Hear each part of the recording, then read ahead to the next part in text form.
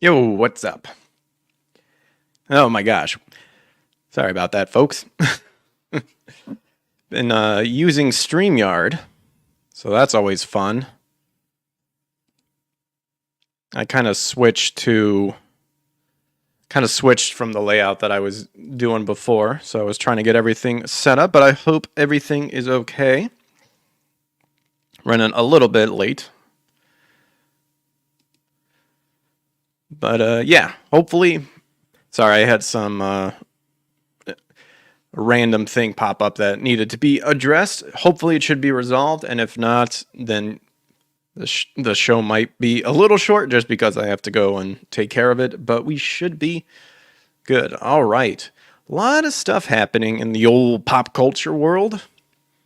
I've got a bunch of stuff I would like to talk about, but first, if you're new to the show, we talk about pop culture. This is the Power Up Podcast, a show that's dedicated to all things pop culture, whatever sparks my interest, the good, the bad, the ugly, and sometimes we get into the supernatural side of things, more spiritual stuff, kind of scripture from the Bible, talk about the spiritual warfare that's taken place, maybe inside pop culture. Well, not just maybe, it is inside there.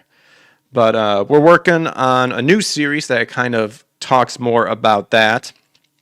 And just through my research I've been doing and my studying, and I think it'd be kind of fun to tie the two together, to interweave that. That's going to be called Spirit Power Unleashed, using scripture to analyze pop culture. So keep an eye out for that. That'll be more content based over on YouTube and Rumble. All the more reason to turn on notifications to get notified when I go live. But boy, oh boy, there's been a lot of crazy stuff happening out there. So many topics to talk about that one can talk about, but where to begin? One of the things that caught my interest because I had him on as a guest was Reuben Langdon. He was Ken Masters in Street Fighter. Currently still Dante from Devil May Cry series from 3 onward. He does the voice and the motion capture. He recently did an X Space event to talk about the topic of cancellation of what happened to him. That, if anyone saw the past show where I had him on as a guest, he kind of covered the same background and same sort of scenario and elaborated a little bit more in the X space. Really interesting. I was just sitting there in the background, but he talked a lot about the industry and kind of what happened with his situation. And definitely want to go over it too. We got some articles pulled up here. But if you haven't checked or heard that conversation, go and check it out.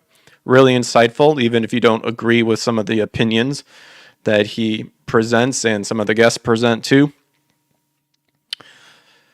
But we'll get to that shortly. Let's see. Do we want to start off on a more uplifting note or kind of a somber note, I guess? We'll start with a more uplifting note here. Because, interestingly, because I found an awesome article here over on Niche Gamer. Let me get this pulled up here.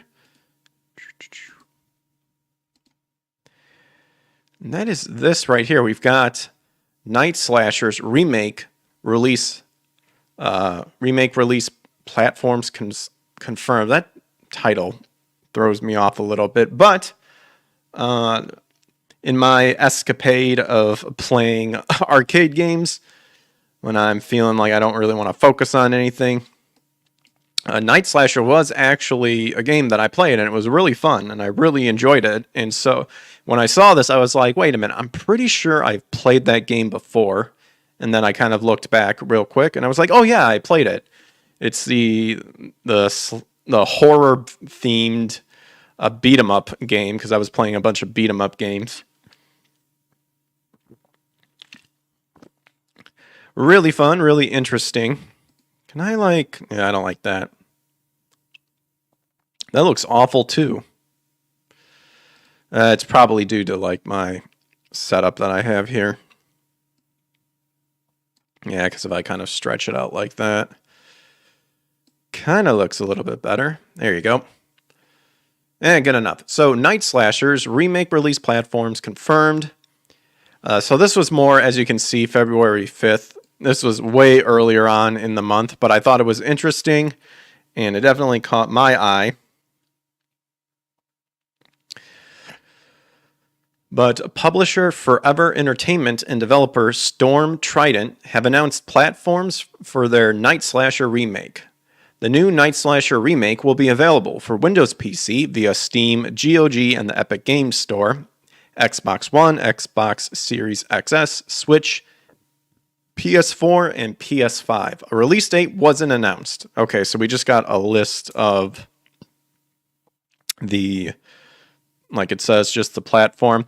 I found these articles, but I don't read them because I want to get a first impression reaction. So that's kind of why you're seeing me being surprised, sort of thing. Sorry, my mind is completely blank. That's quite obvious when you have a first reaction. Of course, you're going to see something like that. But anyway, so here's a rundown on the previous announced remake. So Night Slashers is a pulse-pounding, horror-themed beat-em-up game, and a fun one too. I'd actually would recommend people to go and check it out and play it. In a nightmarish world filled with bloodthirsty creatures and unspeakable horrors. Prepare to step in, and not horrors. Prepare to step in the shoes of the unlikely heroes as they battle hordes of supernatural foes and terrifying monsters. Why do the monsters come out at night? In Night Slashers, you're not just fighting for survival, you're battling to save the world from a supernatural apocalypse. Join the fight, experience the adrenaline, and embrace the horror. Your darkest nightmares awaits.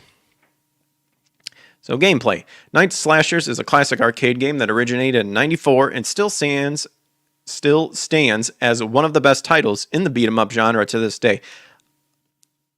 I would agree, but until I went out and kind of looked up like a list of beat-em-ups, I didn't know about Night Slashers. But then again, my knowledge of arcade games is very limited and very small. So when I looked up like some of the best beat 'em up games, this one was on the list.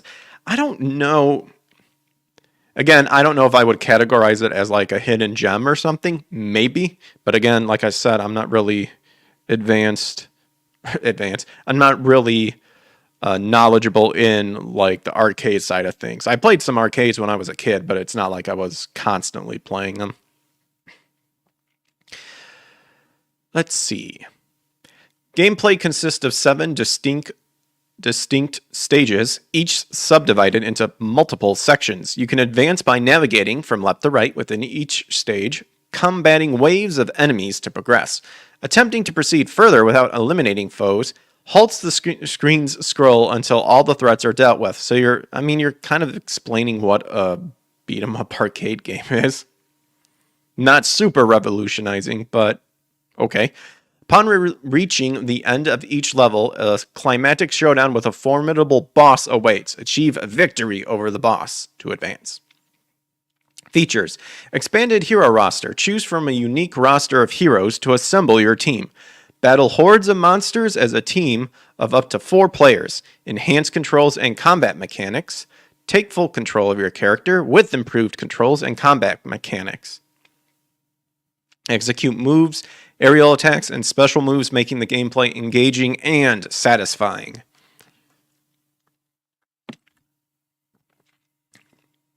I'm trying to remember, because I played it recently, but not like yesterday or something, you know? So I'm trying to remember. I feel like it's just one of your basic control, like beat 'em up control games, at least the arcade version. Obviously, they're saying they're enhancing the controls and the combat mechanics, which is cool. Wondering what they're going to be doing. Upgraded visual effects. From blood splatters, yeah, that's what I'm talking about, to dynamic lighting, witness the horror unfold with updated visual effects that heighten the intensity of the gameplay. Okay, so, excuse me. So this is what it's going to look like. So I'm trying to see. Let me go back here. Okay, so it is a remake. It's a remake. It's not a remaster. So it might follow the same story, but then add some stuff into it. So definitely intriguing. Sound and music perfection. Enjoy a high quality, haunting soundtrack. Choose between the classic OST to feed your nostalgia or the newly arranged music for a modern day experience. Oh man, did they have to word it like modern day experience? Just say or updated music. You know, when we hear modern day experiences, it's getting to the point where, you know, they want you to think of updated for modern audience. Gotta rock that OST, the OG OST. So character selection screen overhaul. Try the revamped character selection screen showcasing the heroes in a more engaging and visually striking way. I wonder if there's any more pictures here that can showcase Night Slashers. Whoops. Night Slashers remake. Let's see. Night Slashers remake. See if we get any.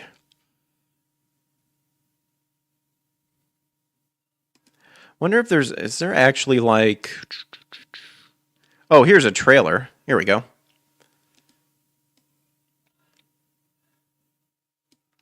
I don't know if YouTube will like it, but screw them.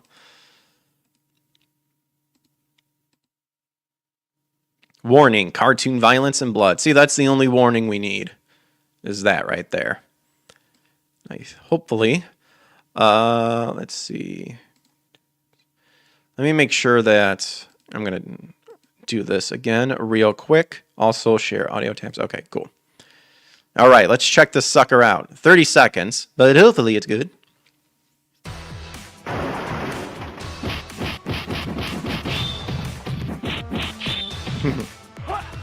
Yeah, I remember those Frankenstein guys.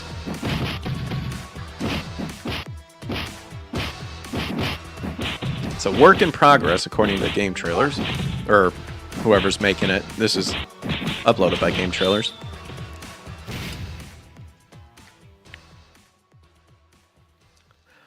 Not bad, not bad. I do wish that I would love to see the art style in the like a more arcade sprite look. I do appreciate the enhanced artwork, but I do really want to see in these remakes them keep the pixel retro aspect of certain games, almost like it's just a sequel that could have been made a long time ago, but you know, just you don't see the gap between the time of the game and then the remake.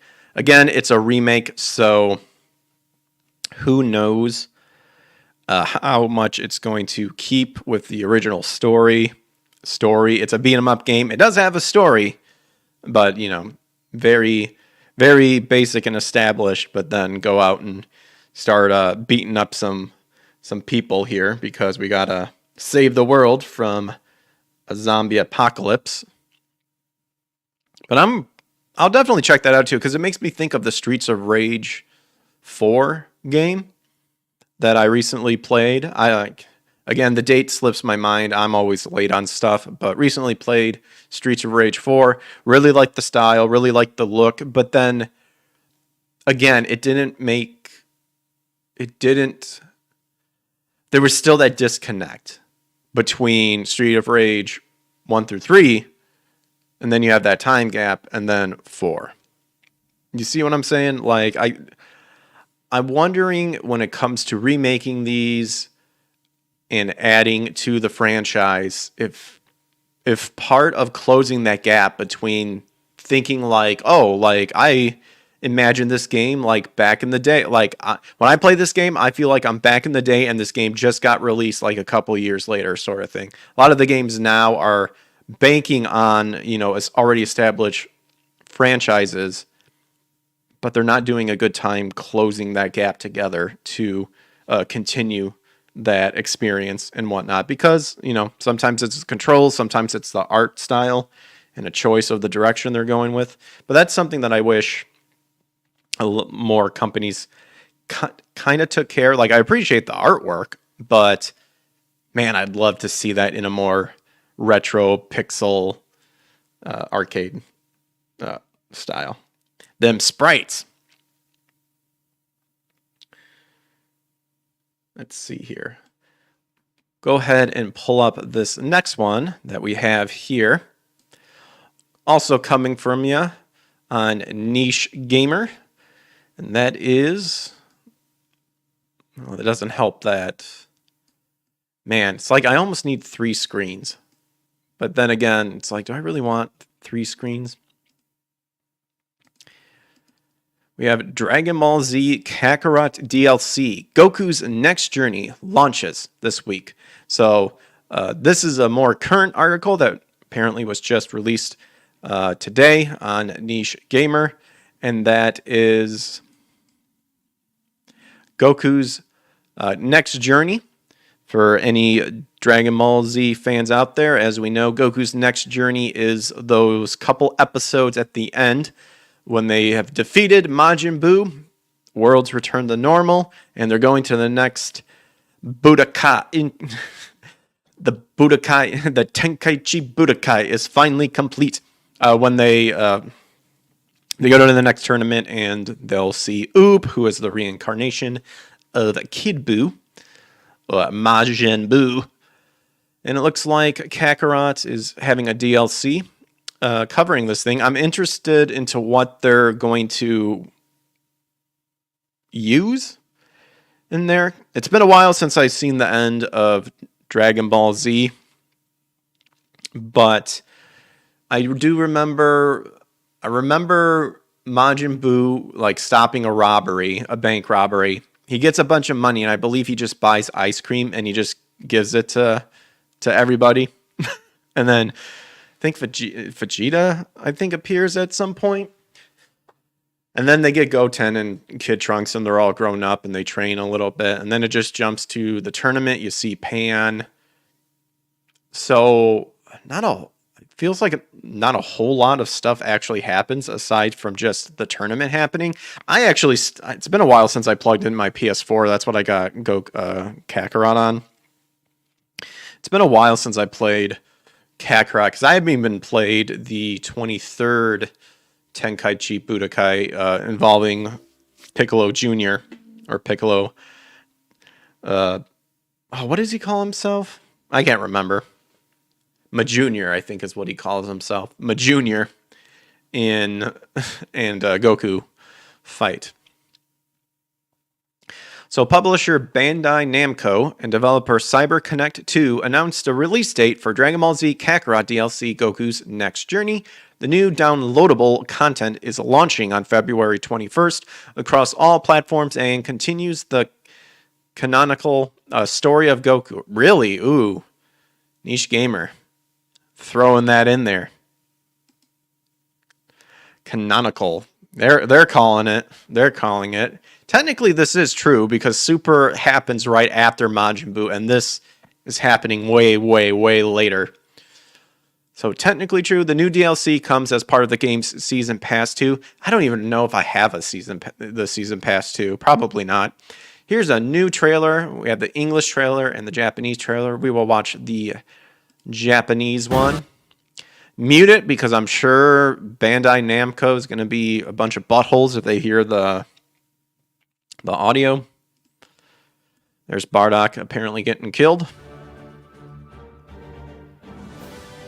Yeah, they're okay, yeah, see, there's that one. There was that DLC.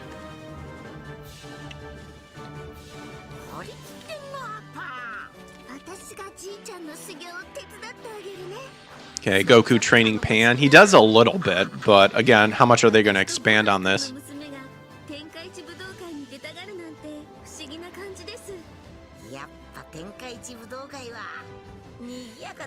Oh wow, there's Bulla. Nice, they still have that guy in there. Where's the dominatrix guy that's like ooh with like hit with Trunks?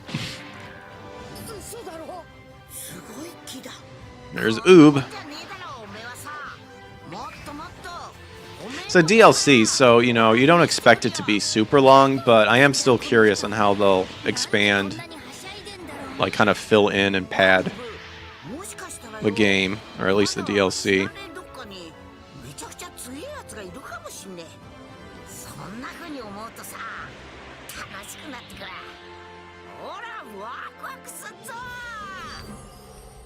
Two 221. Oh, that's gonna be like tomorrow or maybe today.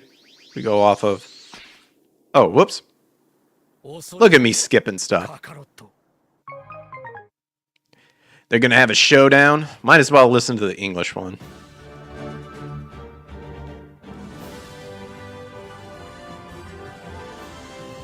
The final episode in Season Pass 2. Goku's next journey. Don't worry, I'll help you out, Grandpa. I'm sure you'll whip me into shape. It's hard to believe our little Pan is entering the same tournament we all met at 10 years ago. The world tournament Yep. has a certain energy to it. I'm getting pumped. Don't forget, Kakarot. You and I still have a score to settle. Okay. Oh, that old score.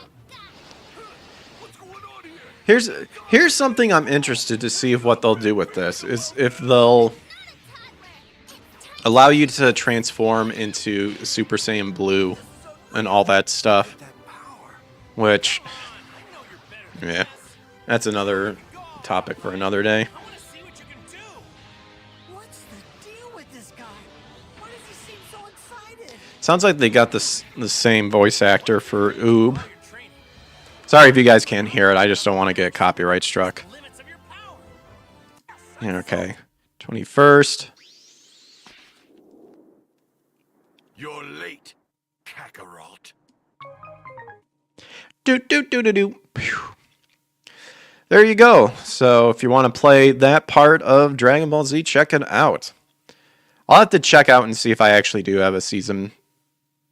I hate saying season pass 2. Shouldn't it be season 2 pass? Makes no sense.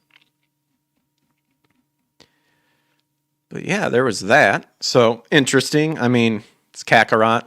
What do you expect? Old Kakarot.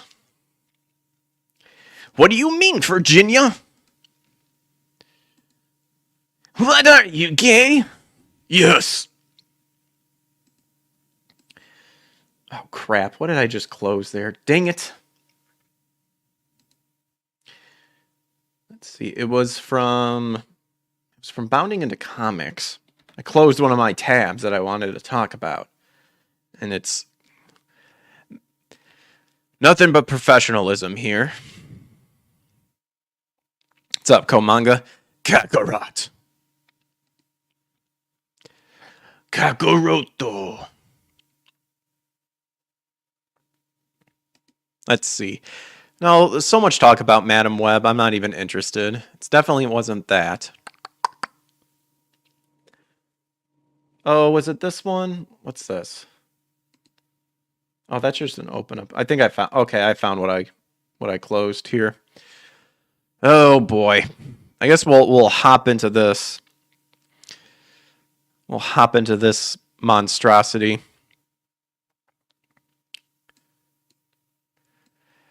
And we'll go ahead and we'll talk about what everyone's kind of been talking about recently.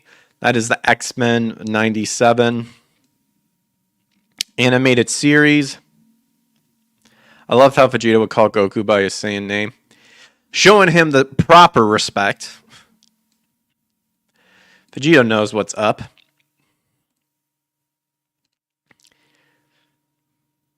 He knows exactly what's up.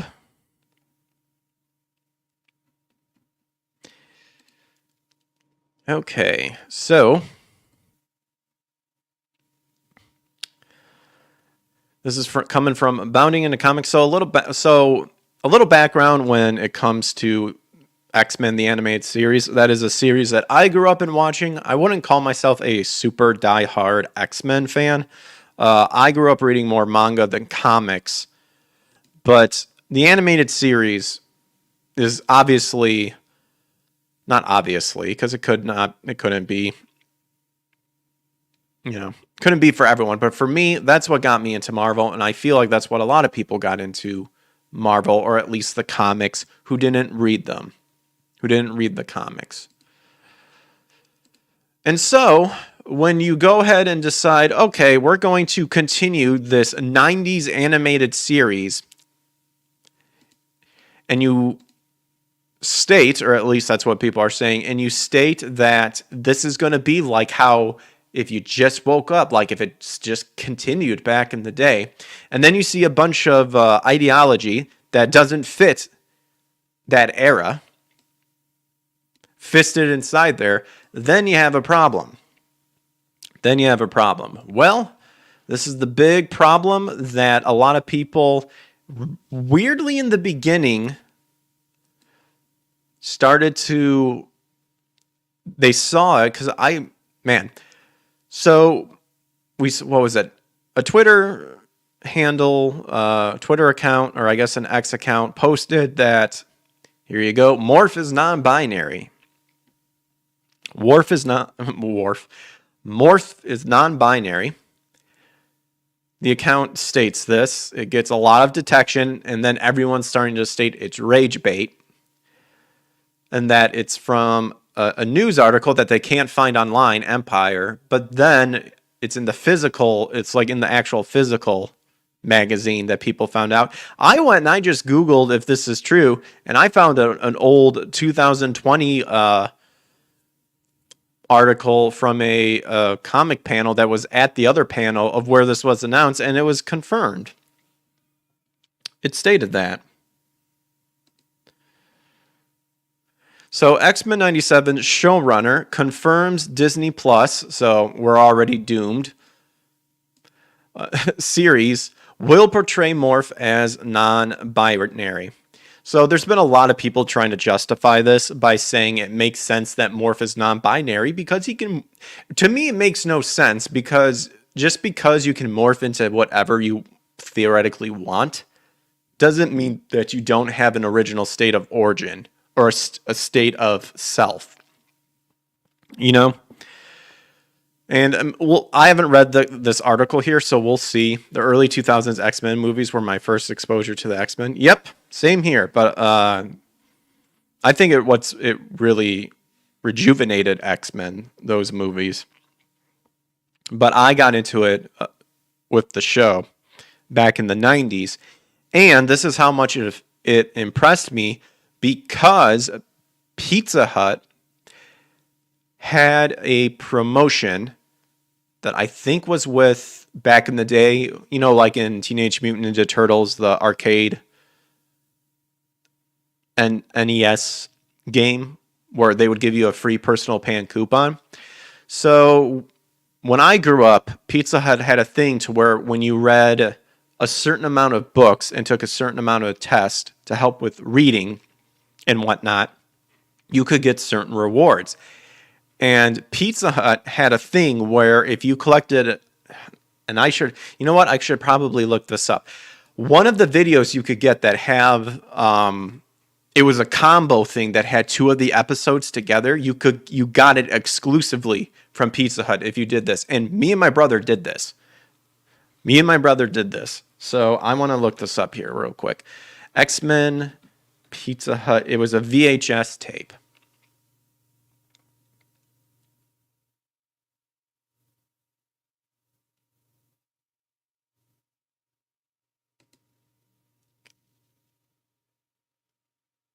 Oh man, this is on Twitter. But yeah, we had at least one of these. The X-Men's Creator Choice. I think it's what I'm seeing right here. Yeah, this. Oh, I found a Flick. This on Flick. Oh, but that's so cool though. And I clicked off it. Now I kind of have to click back. Here it is. Yes, it was called The Creator's Choice. Sweet. Get this garbage out of here. Sorry. All right, but we have this. Okay. So we'll go ahead and we'll start off reading this first. But this is so cool. Not this. This is garbage. I'm talking about the creator's choice that I'm remembering. That I'm just reminiscing now, and it makes me happy. So in the first confirmed change being made to the fan favorite incarnation of Marvel's Merry Band of Mutants, X-Men 97 showrunner Bo DeMaio, which, oh man, I hate to say it, but anybody with a name like that, you already have to be sus about, has revealed that unlike the original series, the upcoming revival will portray the mutant shapeshifter Morph as a non-binary individual. Keep in mind, from what I've heard other people saying, and maybe even the producer, the showrunner has stated this is supposed to make it so that you feel that you're just continuing the series, meaning that none of this stuff should be in that era. None of it, because this stuff didn't exist. And the only way that this was existing is from lunatics and weirdos who couldn't find their place in life. And so they felt the need to try to infest an area to leave their stamp, I guess, or something like that. I don't know. It's weird. And then, of course, you're going to have the people who are pro this argue that X-Men was all about civil rights and stuff like that, which it is, but they just created original people to kind of tackle those issues, as opposed to already taking an established person and then rechanging it because you're just wanting to rewrite the power. Ridiculous.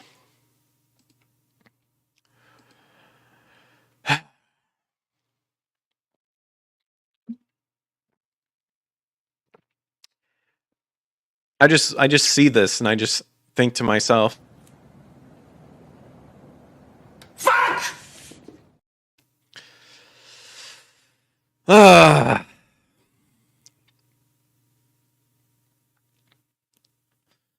Ridiculous. So there's Morph right there. This is what they did. And I remember before all this, I remember reading up, not so much like when it first happened, like when we were young and we were, because we didn't, it's like the 90s. Like if you had internet or, jeez, I feel like when was the internet even around or was starting to form? You couldn't look this crap up unless you just read the magazines and all that stuff. But I remember in the past looking up kind of like, how did this episode get started and stuff. And I learned that Morph was just a throwaway character. It was the beginning of the series. They wanted to hook people in. And so they decided that, we need to make a good beginning and impressionable impact to help get this show started and continued by having someone die. And they picked Morph. They picked him. And they changed him. So they changed, and we'll get into this. We'll look up what Morph. Oh my God, this is just so garbage. Look at all this. How can you say that we're capturing this, and then you just look down here and you could just go, what the hell is this? Like, what is this garbage? Why the hair change? I liked Storm's original hair. But anyway. Oh my gosh. So this change was first confirmed by DeMaio during a series-centric interview given to Empire magazine for the April 2024 issue. This I actually disagree with. Maybe it was 100% confirmed, but I actually... Here, I might as well just show you. When all of this was happening, I went ahead and I just looked it up here. Let's see.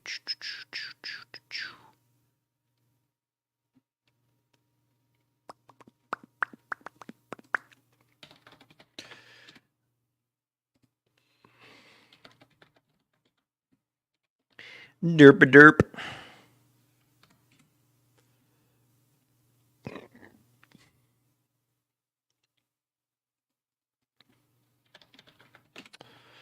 It was like one of the top surface. Oh, did they like? Dang it! Because this exploded. Like. Oh wait a minute. No, that wasn't it. Damn it. Here it is. Found it.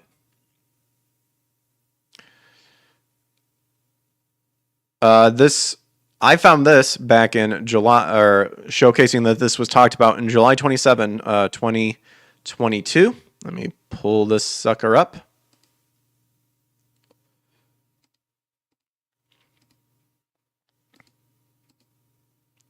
I found this. X-Men 97, July 27, 2022. Top 5 takeaways from the X-Men 97 panel at SDCC 2022. There you go. Morph is already confirmed to return in the series. Their character was created specifically for the show by Lewald and Houston to kill off in the first infamous episode, Night in the Sentinels. And then DeMaio specifically changed the pronouns because he referred to them. Let's see. He specifically changed the pronouns for Morph to they, them in his presentation and expressed that Morph is taking on a new persona with their changeling look. See, that was the thing, is they took someone named Changeling who was more of this, not that guy, who was more of this basic, I mean, people have described his powers as Play-Doh, like a Play-Doh-like substance. They changed it to Morph because I believe Changeling rights issue. So they just changed him, gave him the jacket, and then said, "Well, he's gonna be dying here shortly." Let's see, Morph, Marvel, Kevin Sidney apparently is his name.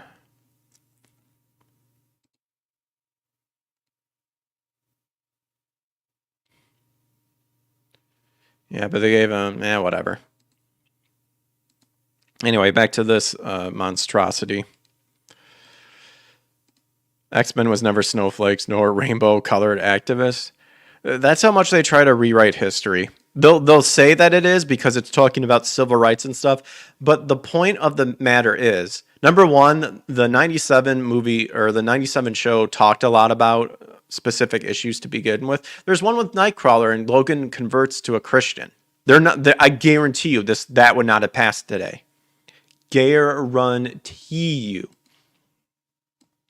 that wouldn't pass. That would not float.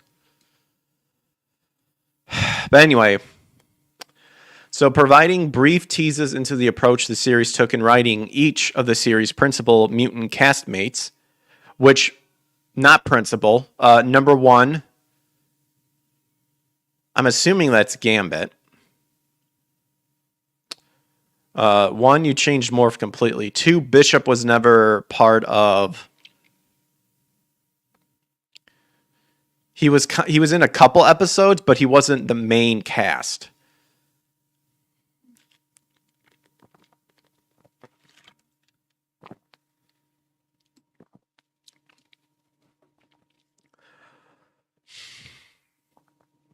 So when it came to Morph, the showrunner confirmed to the Empire, as recapped by the outlet's Helen O'Hara, that this is a lighter take on the character, who is non-binary, oh my gosh, and has an interesting buddy relationship with Wolverine. They wanted to destroy Wolverine's image. They want to destroy Wolverine's image. Because Wolverine, when you think of the X-Men, Wolverine is probably the number one person you think of. Without a doubt, without a question. So what better way to taint Wolverine's image by trying to release a series to continue a franchise that was established back in 97, who even in the original series, Wolverine liked him as a friend because Morph was the only, quote, Morph was the only one who could make me laugh because that's how serious and angry Wolverine was. And I'm not even an X-Men expert, but I can remember that stuff. And they're trying to destroy it by having this retarded, non-binary, and an interesting buddy relationship. Oh, can you why is that flickering?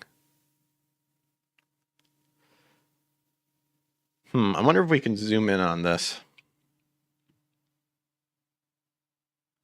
Well, that didn't work. Get out of here. Anyway, so Bo DeMaio's X-Men 97 interview. Okay, so with a specific blurb about Morph, it's over there. I don't think we can enhance it.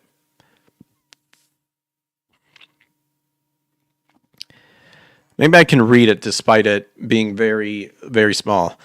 Let's see. The death of it almost seems like Doppelganger or whatever Morph is the original animated writers.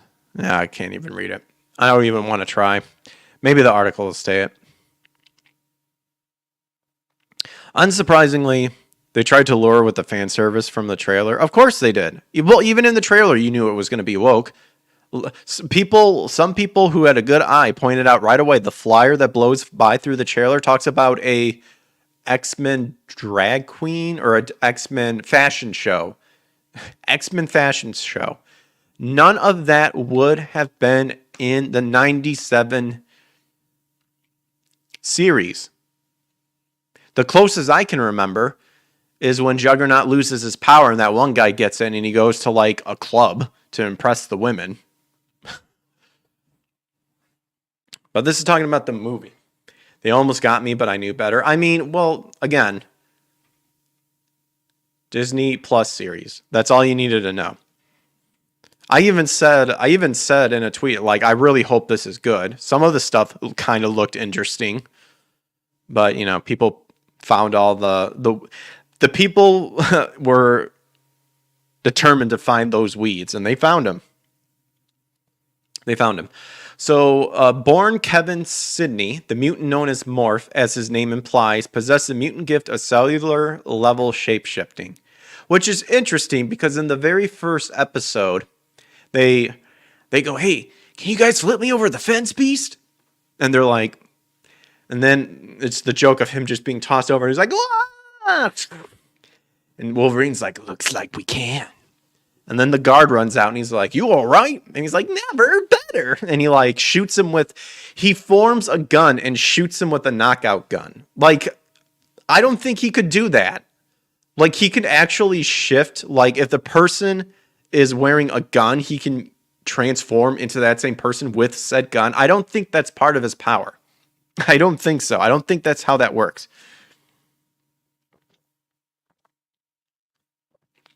Even with the Gambit charging Wolverine's claws looked cool, but I smelled BS. That's what I said. That was my first thing. I'm like, that's cool. I never thought of it that way.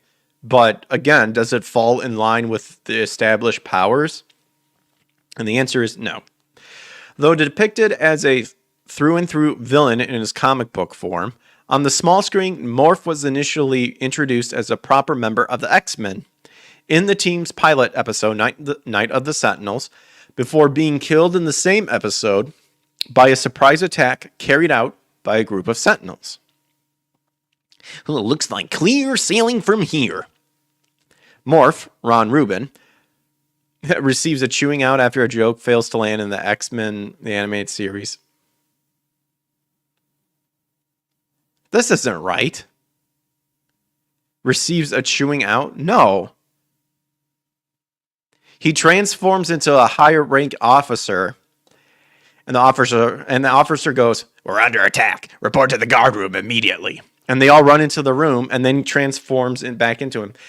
Weirdly enough, he transforms into an outline of Gambit, but it's Morph. And he's like, "So long, suckers!" And then he locks the door, and he turns around, and then he looks like that, and he goes, "Whew, looks like clear sailing from here." It did feel weird killing Morph very early in the first episode, but they purposely did that because they wanted to make sure that they got your attention. They did that. I remember that.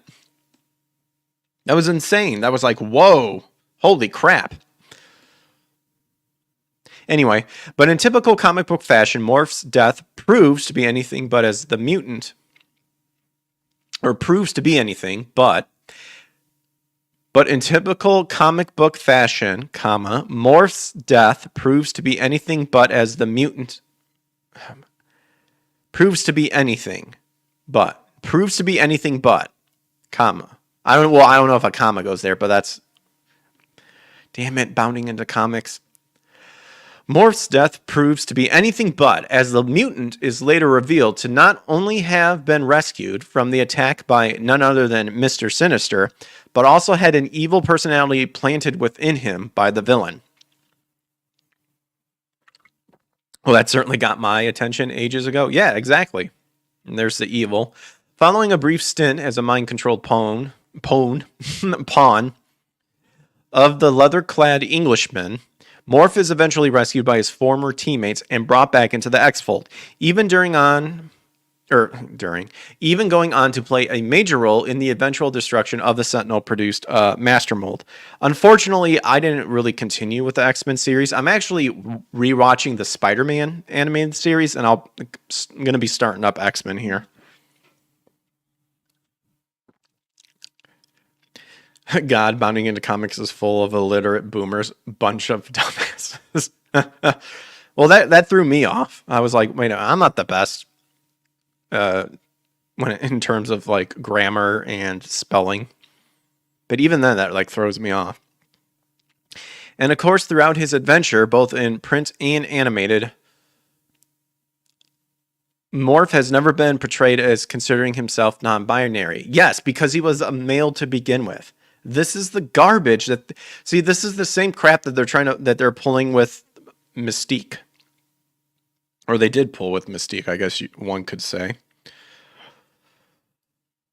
While his ability does allow himself to shift into any form, including that of a woman at the biological level, but see, when did they rewrite it to be like that? This is OP. I think I even did a topic of talking about Mystique, and we said the same thing. If you're able to change something at a biological level, you're OP. You're going to be OP forever. Apparently, in the cartoon, Morph can fabricate a gun out of thin air. He always defaulted to a standard appearance as a relatively nondescript human male. Logan became Christian was cool. Won't see that in today's cartoons. Exactly. They're not going to.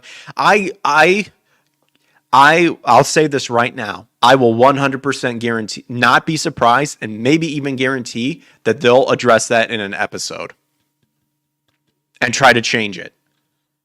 Well, I tried, but then I realized that the only thing I can rely on are these. It'll probably be something retarded like that.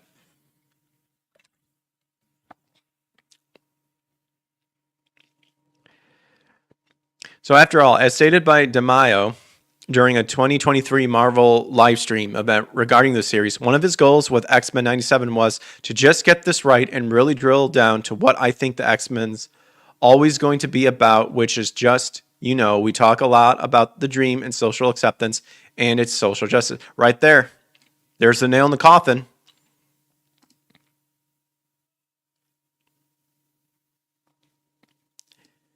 Get it just right. And I really drilled down. I don't know why it's not letting me being retarded when it comes to highlighting. Damn it, Brave. What I think. That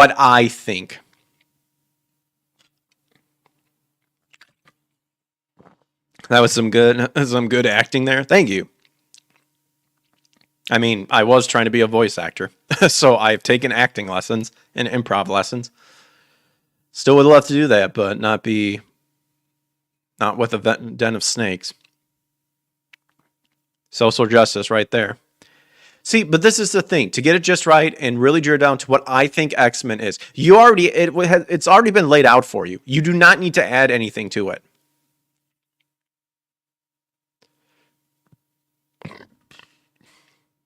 Which is just, that sentence is telltale of a dumbass. Yup. Yes, indeed.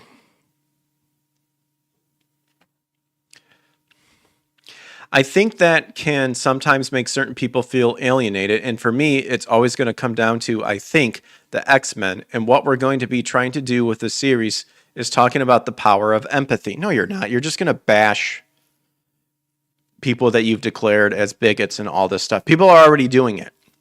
I've seen people of like the Get Out Mutants poster, and they're like, "Oh, it's geeks and gamers." Blah, blah, blah. It's like, man, I saw someone like trying to initiate that, and I'm just like, a fag.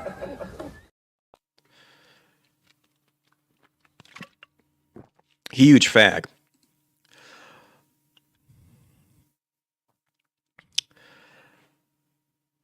And how it can kind of heal these wounds that turn people against each other. But you're going to be the ones turning people against each other. He explained that things like racism and bigotry don't just exist. There's a reason behind it, that empathy can kind of help us connect and build those bridges where we can actually say, hey, we are all different, but we have these little things that can still connect us. But that's not the message that idiots like you have said. That's not the message. He says, I want to be positive, but he shows anger and hatred instead through the show. Exactly. It's a facade. Absolutely, Chaos. You're absolutely right. It's a facade. And the thing is we've seen how these people act. We've seen how these people have made it crystal clear. If you do not think like us, you're the enemy. And you're not human. You're a disgusting human being. But then you project that onto other people. Because in your mind, it's okay to completely destroy someone's reputation, someone's source of income, censorship. And it's getting to the point where now everything is starting to become violence, because in their head, they're justified by the violence because something triggered them.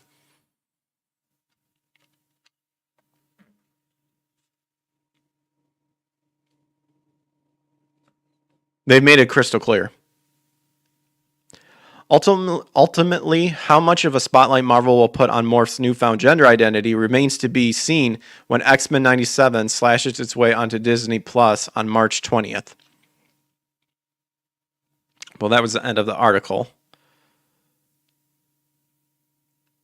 But this is bullshit. Hey, we are all different, but we have these little things that can still connect us. But you've painted anyone who doesn't agree with you that you need to be removed permanently. They wish it was permanently. They're secretly thinking it's permanently, but should be removed. They are abusive people who have figured out how to leave the bruises in spots where no one can look. Except the reality is that they're so unclever that that's where we immediately look. It's like the abusive dad hitting the kid like just below the neck so that the t-shirt will hide it. And then when it found out, I fell down the stairs. Literally in Kindergarten Cop. And we need an Arnold to come and punch an abusive father right in the stomach. Except they never witnessed violence ever in their life. If the minute the other side, I hate to say the other side, but the minute people start being extreme back to them, they will break. They will break. They act all tough and stuff. And yeah, there's some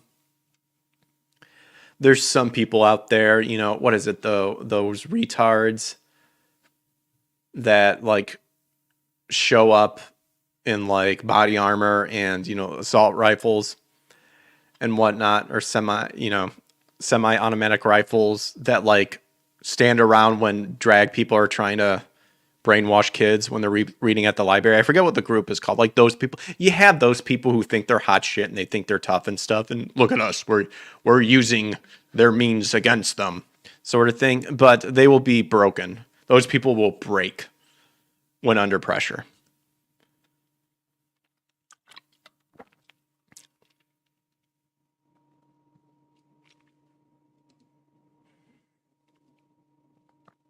But on a more lighter note, this is what I was talking about when this is how I remember Pizza Hut getting these VHS tapes.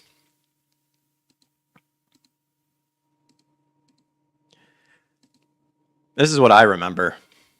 Look at that. Creator Choice Video Pack. $4.99 each with any Pizza Hut purchase. Dude, back in the day when you could just do this. Oh my gosh. Let's see. Because we were able to find these like in the video stores, but there was one where... Oh wow, we can zoom in? Holy crap.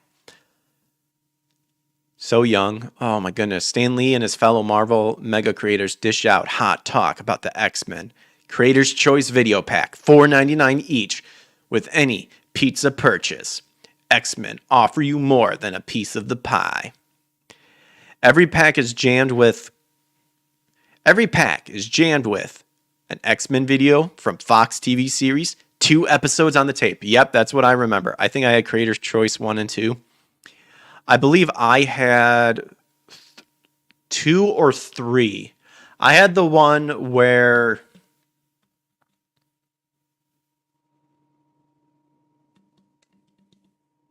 I still have them. They're back at my folks' house.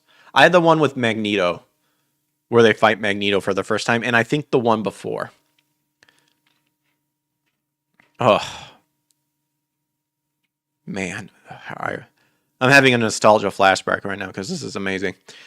So one of two 5-minute video round table talk with Marvel creator Stan Lee, Scott Lobdell, Fabian Nicieza, and Bob Harris. One of the 2 special ultra slick X-Men trading cards. Wait, I don't remember the trading cards. It must have just been that.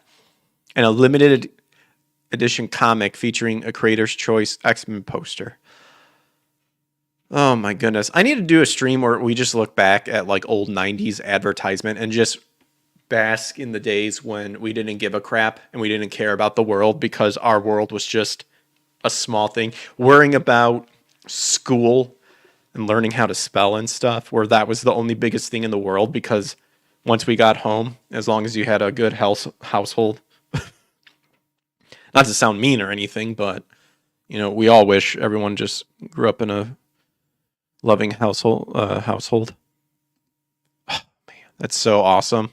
Yeah, here we go. I think I had 2. I think 2 was it. The Attack of the Nasty Boys. But anyway, I just wanted to show that. That's so awesome.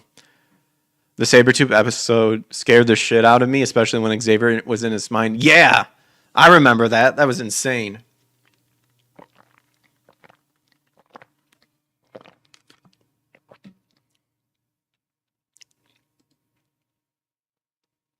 That was insane in the membrane. Oh, I miss those days. I miss those days. All right, so that was kind of the X-Men. Like I said, I'm not super diving into the research of the X. A lot of people have already commented on the X-Men 97. It's gonna suck. They're lying. They're gonna not care about saying, well, trying to keep it in the same era, but then immediately have non-binary, which didn't exist, where the very concept of it would be laughed off because everyone knew that you got a man and a woman. That's it. Kind of miss being a kid. Yep. Still find it weird that you made me a mod on your channel. That was because like no one was in there at the time. I was just using you. I can remove it if you wish. Okay.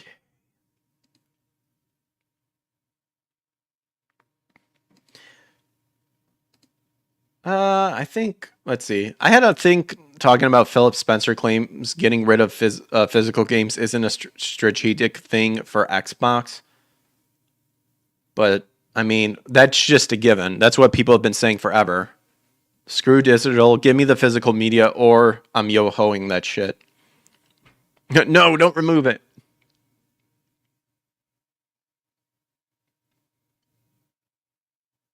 What the hell? It's a small article. We'll pull it up here.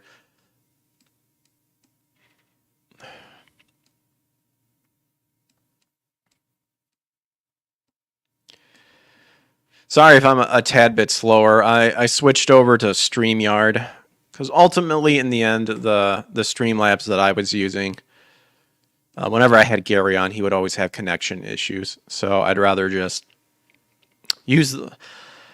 I was trying to be the one that was trying to use the same thing, find the same streaming features, but at a more cheaper price if I wanted the pro version. I found Melon, which then got bought by Streamlabs. It was good, but then certain people just had connection issues. Rumble started their thing for free, but they have limited uploads at the moment. And you can't edit the YouTube connection right away. So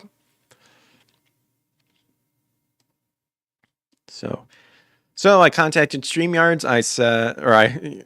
I yelled at them and said, I want a good price. Give it to me. I remember you said, fine, I'll make you a mod because I was making fun of you. LOL. That's it. Just make fun of me and I'll cave in under pressure and make everyone mods.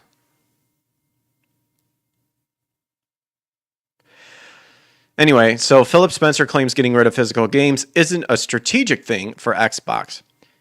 The strategic thing would be to realize that people aren't buying your garbage. Same with Sony, too.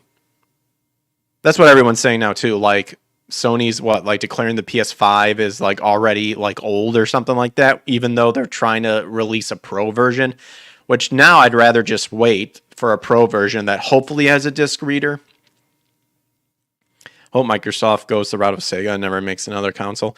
So Microsoft's head of gaming has claimed that getting rid of physical media isn't a strategic goal for Xbox, but its support for disc-based games appears far from unwavering.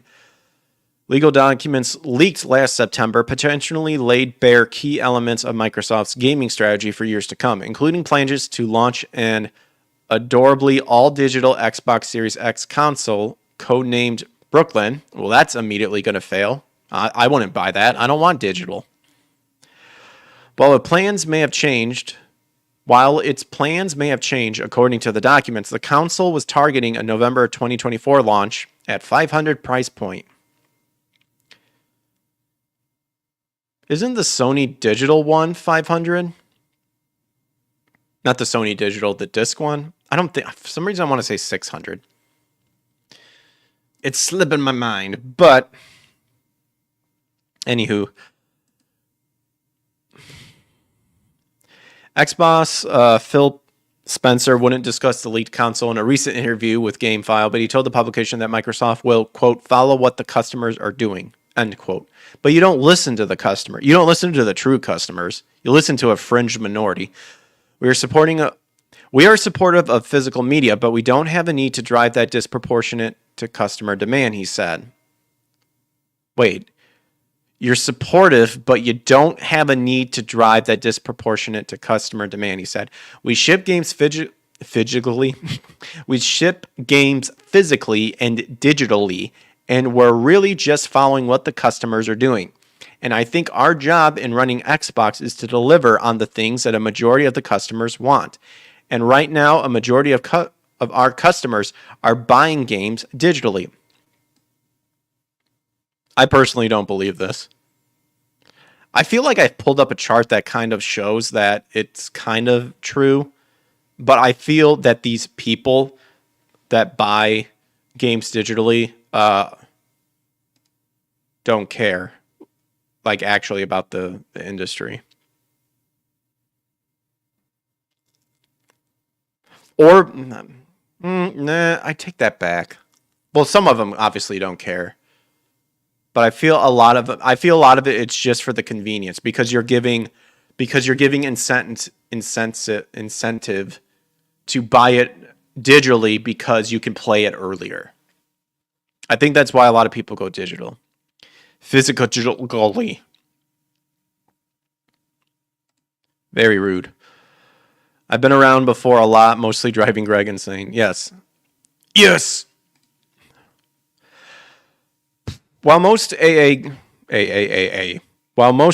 games currently receive dual physical and digital release, some are only available to download. High-profile examples include last October's Alan Wake 2, which is, from what I heard, a woke pile of garbage. And Xbox's Hellblade 2, which I thought there was something happening with Hellblade, but whatever, which will be released in May. So gaming consoles themselves have kind of become the last consumer electronic device that has a drive, Spencer told Gamefly. And this is a real issue just in terms of the number of manufacturers that are actually building drives and the costs associated with those. But I will say our strategy does not hinge on people moving all digital. Bullshit. He added, getting rid of physical, that's not a strategic thing for us. You absolutely want people to move all digital. You want complete control to where if you happen to find out that someone that you deemed has the wrong ideology, a threat, a bigot, a racist, a this and that you can then just, for safety reasons and for the well-being of others, pull the digital library plug and say, sorry, you're not allowed to have that anymore. 100% do not believe that for a second. During a business update last week, Xbox confirmed that the current Series XS console will not be the company's last. There's some exciting stuff coming out in hardware that we're going to share this holiday, Xbox President Sarah Bond said, and we're also invested in the next generation roadmap.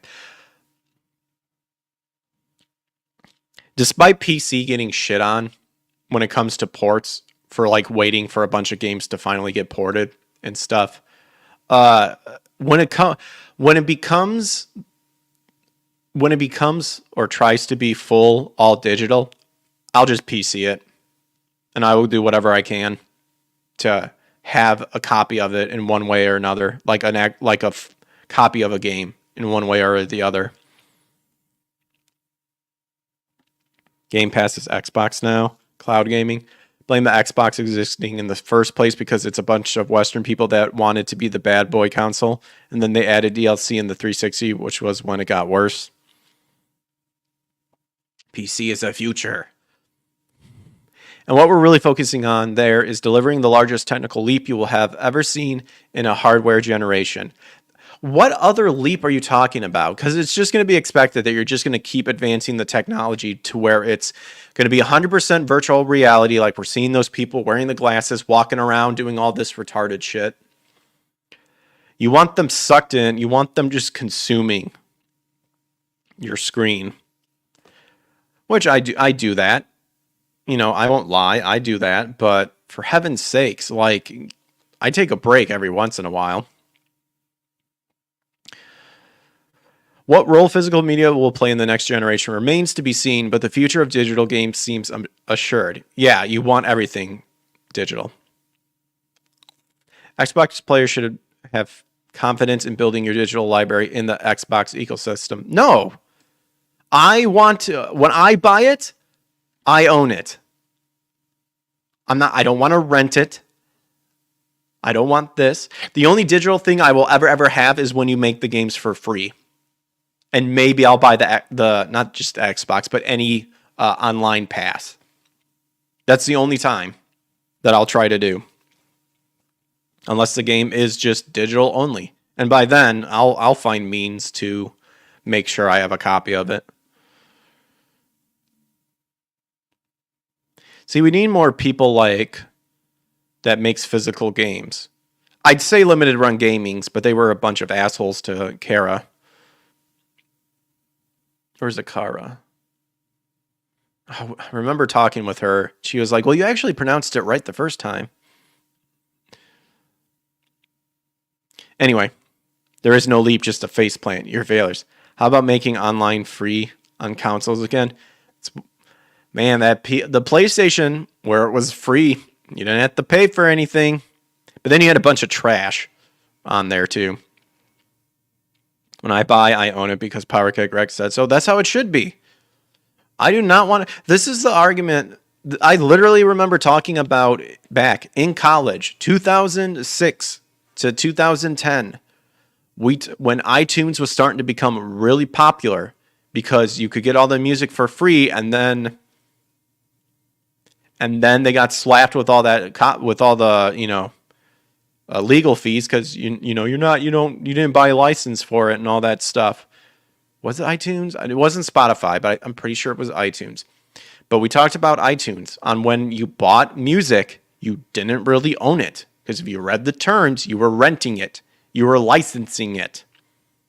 To where when that license ran out, they could remove it from your library. So was Wii U and 3DS. Yeah.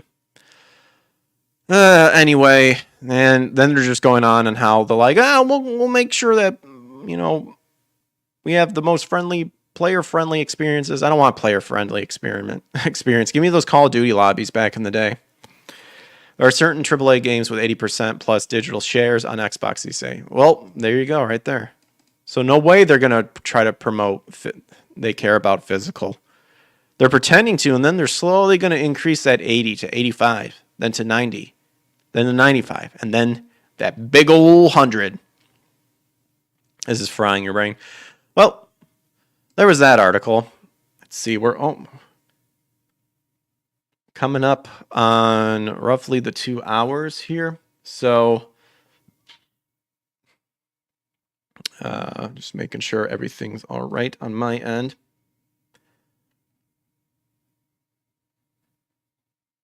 I think we'll go ahead and we'll dive into... There was some stuff I kind of wanted to talk about. The Alan Wake 2 update apparently removes a lot of the jump scares for people, so it's less scary because they're weak, fragile-minded individuals. That seemed pretty funny and pathetic.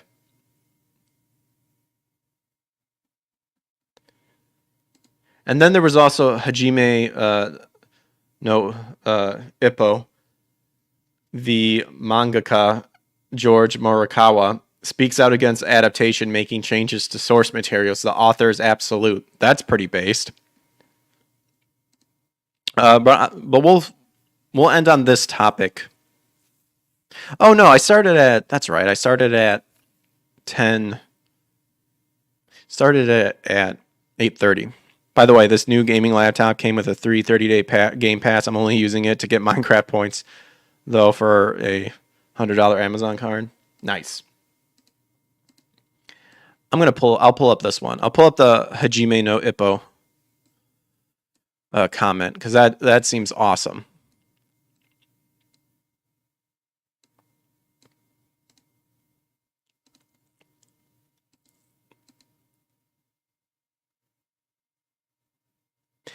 So in the wake of the sexy Tenako-san mangaka Hinako Ashihara's death, Hajime no Ippo mangaka George Murakawa has revealed that the source material respect issue she was dealing with in the months leading up to her passing are far from rare, as he went through a similar situation with the anime and stage adaptation of his iconic boxing manga. I remember actually reading the manga and trying to keep up with it. It was really good, and then I just kind of fizzled out at the end there.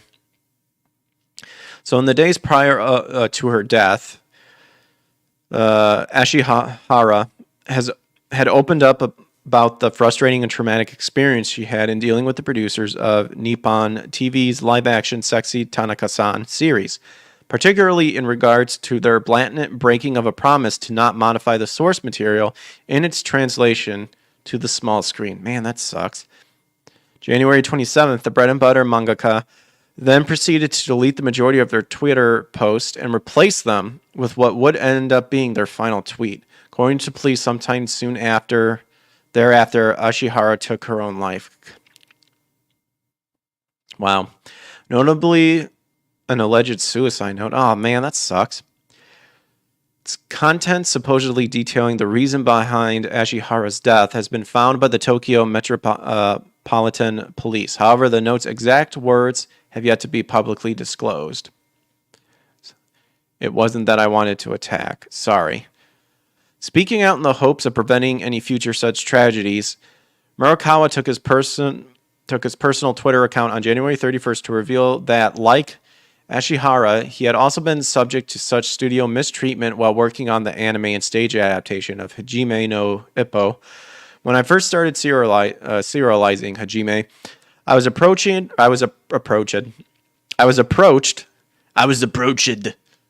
by a number of companies. about an anime or movie rather soon after the series started, he stated. I wasn't interested in those things at all, so I kept turning them down. About 10 years later, a company came to me with a large group of people, and I nodded to their enthusiasm and offered them a condition. Please don't disappoint the readers who have bought 40 volumes of the manga. Morikawa then confessed, or Morikawa, I guess, not Murikawa, Morikawa, then confessed that upon it's a possibility it's a stage suicide, it might be murder, but I don't know anything. I don't know either. If it happened, it is unfortunate and should not have happened, especially if she felt like her work was being changed. So Morikawa then confessed that upon seeing just how far the anime adaptation's second episode deviated from his original story, he proclaimed to the series production team, "That's not what you promised. Stop now. If you don't stop, I will stop the serialization." Everyone involved was in a panic, he recalled, but I was not satisfied. Good. They should be panicked. Especially if it's already been established, like well established. You have the bases already there. Anyway, however, his speaking out ultimately paid off, as after threatening to cancel Hajime's serialization, I was assured that they would improve the quality of the work, and I backed off for the time being. After that, the work turned out great, and we developed a relationship of trust, so I stopped checking the script and left it entirely in their hands. I thank the first and second directors for their hard work, he added. I think that's a misspelling. Gee added. Come on, Bounding Into Comics. What? I should contact Bounding Into Comics and be like, dude, do you guys need like a spelling check person? Just give me this job and I'll just read all your articles and be like, I read this out loud and I don't get what you're trying to say. Or what's with the spelling error? I knew they were doing their best, so I felt a mixture of I'm sorry and I can't accept it, but I told myself that the priority was the readers, and I acted accordingly and gave them the condition that if they would accept Kohei Kiyasu as the scriptwriter, I would leave everything to him.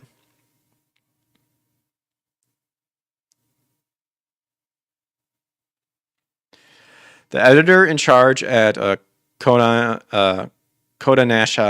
the programmer, producer, and the production company worked very hard and always reported back to me on the progress and results. These are my experiences. I don't want to reveal too much about it. Dude, you already revealed enough by saying, you don't knock this shit off or I'm gone. Can we just slap BIC until they get their spelling right? It takes energy and courage to stop something that has started running, Morikawa acknowledged. I don't even want to remember the heartache I went through. There are other examples, like the writer who really stopped the airing of an anime. Wait, who is that writer? Because that, dude, just airing and then just amazing.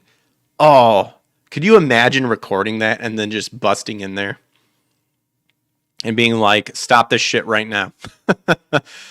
There was also the writer who voluntarily terminated the anime because it interfered with the serialization of his work. Nice. Or the one who went to court and won the case because he said the story was different from what he was told. Nice.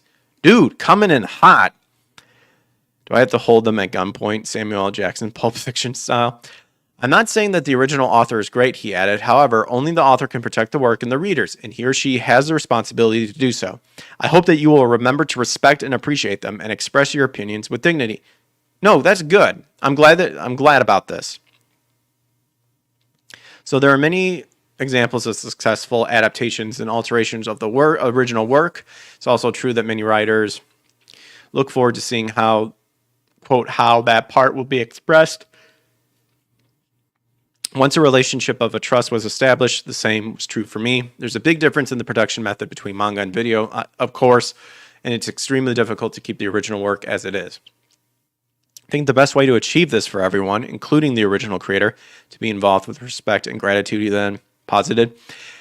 As for the priority of gratitude in the case of manga artists, it is overwhelmingly the readers. Please don't forget that. This is my own subjective opinion, so please keep it as a reference.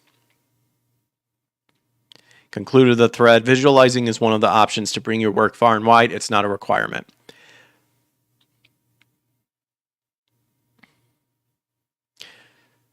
In a separate thread, he also apparently made a comic to a new and future mangaka. I always said that the author is absolute, even if he or she is under fire. The rights of primary authors of novels, screenplays, and other works are guaranteed by law, not just manga artists. And the important thing is that only the original author knows the future. Therefore, it is absolute. So there it is. There's where he was talking about. Dude, coming in hot. Glad these guys did what they had to do. You have to threaten them just to be respectful. Yeah, absolutely. Everything the editors and the adapters, including readers, see is already in the past, he argued. Only the original author knows what the future holds. This is even more true if the series is still ongoing and unfinished. Any alteration, intervention, or adaptation of the past will erode the present and affect the future. Dude, very, very true. Very insightful. 100% agree with this. This is why a lot of localizers don't care about what they do. It's because they think that what they're doing is adjusting it for a certain group of people over here, but you're ultimately affecting the future of what that person can do with this series. What if, like, some retarded woke ideology a localizer does gets seen by a creator? And what if the creator decides that that's not how it is, and then in the story confronts said issue and establishes that this is how it was going to be, and this is how it's going to be, and this is how it should be, and this is how it's going to be forward. So the localizers are then going to have to backstep, or whoever is going to have to backstep to try to fix it. I'd love to see that. I would love to see someone doing their work. Well, I wouldn't want to see their work destroyed, but I think it would be the best and ultimate, like, fuck you, you follow my work or you're gone sort of thing. To release the work, it gets changed. You don't really say you make a little fuss about it, and if it doesn't change, then address it in your story and make it concrete. Oh, that would be so amazing. That would be hilarious. Discotheque is likely going to rehire Jello Apocalypse. No idea what that is. That's over my head. This is why it's important to discuss and give your opinion. Okay. What is needed is respect, gratitude, and courage, not an overbearing attitude. The future that the work and its readers look forward to should not be ruined or lost because of the bending of others who only know the past. Only the author can protect the future. I'm going to go ahead. Man, this is a long one, but yeah, I'm agreeing. What he's saying.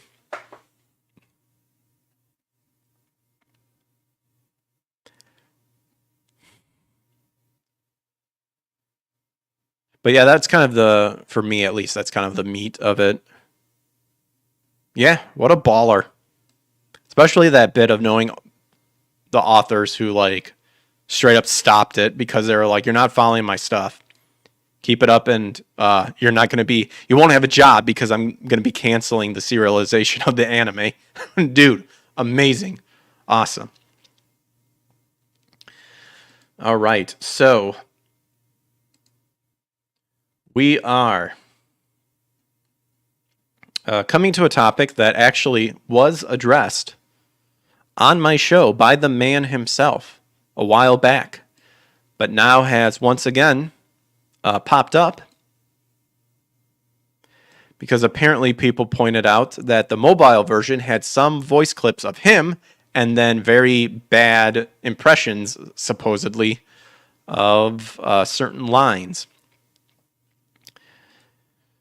And that is Reuben Langdon, the voice actor and motion capture for Dante from the Devil May Cry series, from Devil May Cry 3 to 5. So you guys can find that stream still archived on my YouTube and Rumble of Reuben talking about this. So he made an X space and kind of discussed his situation when it came to this Newsweek hit piece that he mentioned on my show.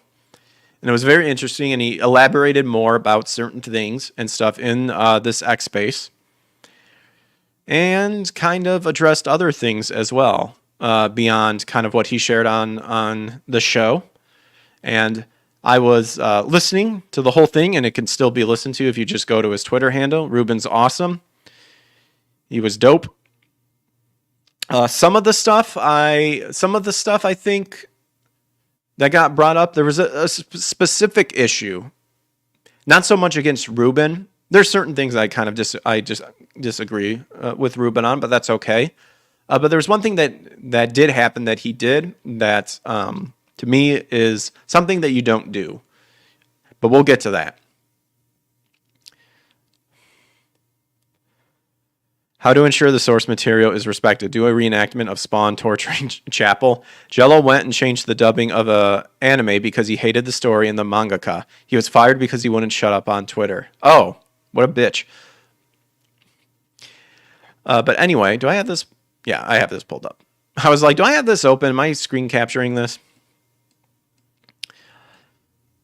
But this is the one that I kind of want to wrap up with because Reuben was a fun guest. Love to have him back on the show. Might even reach out and talk to him again and see if we can talk about some other stuff. I would want to talk more about the voice acting and the acting stuff. Just see and hope that he's getting some good projects done. But we have two articles here, one from Bounding in a Comic and one from Niche Gamer. So we'll check out both of them and just see like kind of the different aspects of the article. So it's been some time since we learned a longtime Ken Master voice actor Reuben Langdon was recast. It's been some time since we learned longtime Ken Master's voice actor Reuben Langdon was recast. At the time, neither Capcom nor Langdon commented on the decision until now. To recap, 3 years ago, articles from Newsweek, which is linked here, and other commentary on Langdon's personal belief were taken out of context, which Langdon,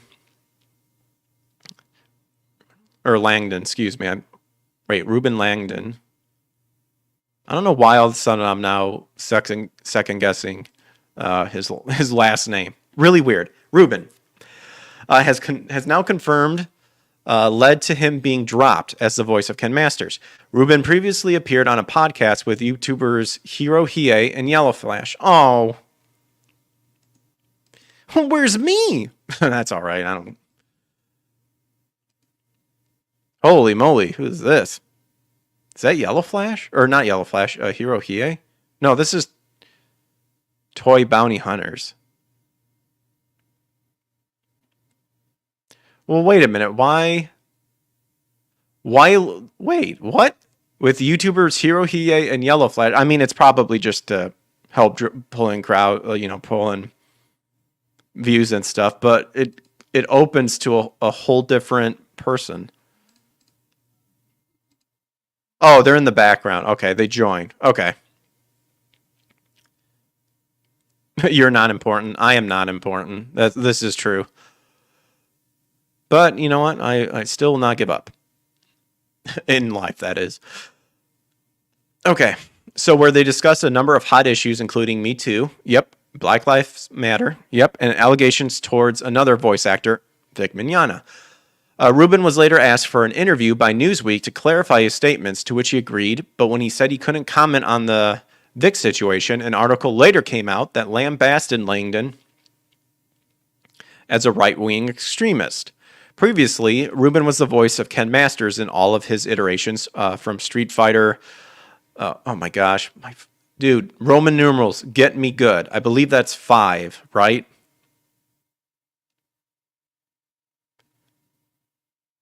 Hirohei? Oh, did I say Hiei? Yeah, that's right. Because I'm thinking of Hiei from from Yu Yu Hakusho. Hey, yeah. Previous no, that's 4. From Street Fighters 4 in 2008 all the way up to Super Smash Bros. Ultimate. This Newsweek article came out, and I was basically taking things that I had said in the interview out of context. or with no context, and just saying Reuben said this and that, said this and this about Black Lives Matter, and hashtag me too, that I'm a right-wing extremist, that I'm a UFO alien believer, crazy nutcase, the actor said. He then noted that 2 months earlier, Newsweek did a very positive article interview with him and his coverage of the possibility of extraterrestrial life, which is confusing when compared to their other posts taking comments out of context. Yeah, very, very scummy. After this, people went on to contact Capcom regarding the negative and out-of-context reporting that was done on Reuben, which allegedly prompted the developer to recast Ken Masters. What a bitch. After this, people went on to contact Capcom regarding the negative and out-of-context reporting that was done. Oh, wait, I just read that. Whoop. Whoa, deja vu. Some people wrote Capcom, particularly Street Fighter series producer Yoshinori, excuse me. Ono-san, Langdon said. He saw it and I guess he lost his shit. He didn't understand the nuance and didn't bother to reach out to me to ask what the hell's going on. He got super scared and actually called. I remember this very clearly because this was a few days before E3 started. My partner calls me and he goes, Reuben, what the fuck did you do? And I'm like, what do you mean? I didn't do anything.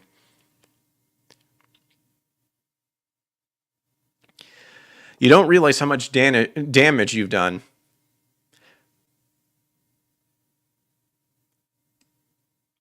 Yeah. I know Reuben explained about Ono-san on my show. But if it was Capcom's decision to recast him, then yeah, they're a bunch of bitches. Not trying to insult Ono-san here. But it does suck that there was a misunderstanding. Anyway, Ono-san revived the Street Fighter series with 4, but he also did some decisions with the series after. He likely was mentally stupid. I don't know. I think, again, I mean, Reuben talked about him. And, you know, if he didn't understand the nuance and stuff, that's one thing. But then again, I would contact the person and be like, what's going on? Like, explain it to me. But he didn't. It's not Capcom, it's Crapcom. Very true. You don't realize how much damage you've done. You just lost us the Street Fighter gig, he said. Because of that Newsweek's article, we, the company, Just Cause Production, that I was no longer a part of, actually lost a multi-million-dollar gig because Ono, in a sense, thought that I was still part of the company, which I wasn't. Didn't do any research, any homework, didn't look into it, or even bother to have a conversation. See, now this is where he should have done that. Especially if you were on good terms. In fact, that's exactly what Vic did when he heard that Monica was saying shit about him. He contacted her and said, what's the problem? Let's try to fix this. No response. Despite the decision to recast Reuben and drop the mocap company already being made, Langdon and others reportedly tried to arrange the meeting with Ono-san to clarify and hopefully remedy the situation. Tried to arrange a meeting so I could sit down, and I remember he talked about this on the X Space. Sit him down, try to explain what happened. It's all taken out of context. This was not the case. It was a hit piece from this Newsweek guy, but he wouldn't have it. He wouldn't even take a meeting. It was crazy. Reuben went on to confirm that despite being recasted in Street Fighter, he's still playing Dante in Capcom's other hit franchise, Devil May Cry. Like I said, Oni-san did behave like a child. Yep. Stupid decisions is what I meant. I understand. We all say that at times. We're not trying to, drive in a knife per se, but it's like, dude, come on. Don't be a bitch. We've all been there. We've all been called that. A few months after that, Devil May Cry director Hideki Itsuno-san calls up and says, hey, Reuben, can you come back to Japan and do a mocap? We're going to do a special edition of Devil May Cry 4. So I went back and I asked Itsuno-san and my partner too, what's the deal? How come you guys didn't flip out over Reuben's Newsweek article? And they were like, yeah, we just looked into it and it's fine. See? Level-headed people. Level-headed people. Or no, damn it, 5. I said 4. I even had it. 1, 2, 3, and then the I and the V is 4. V is 5, and then continue.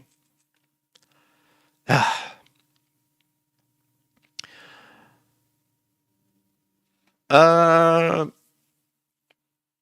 the Devil May Cry team looked into and saw what a bunch of bullshit it was, including Itsuno-san, and they did the research and totally validated that I didn't say anything to offend anybody, or I wasn't whatever Newsweek's tried to make me out as. All the lies, so it was fine. He added, I haven't talked to Itsuno-san lately. As far as I know, our relationship is fine. I haven't been canceled. I haven't been spanked. I'm sure I would have been told otherwise. We've reached out to Capcom for a comment on the story and will update if provided. Clarification.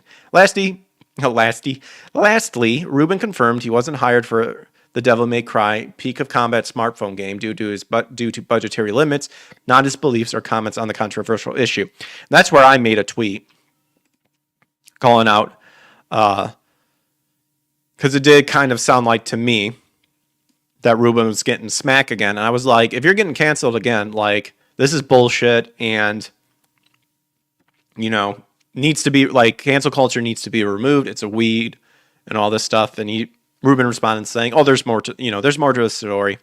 We're talking about it tonight. So super glad that the mobile thing, well, not super glad, because if only Reuben could have voiced all the lines, which he explains about, and then he gets told last minute that they can't do it, but they got someone else with a budget that they could, and it was apparently did not sound good.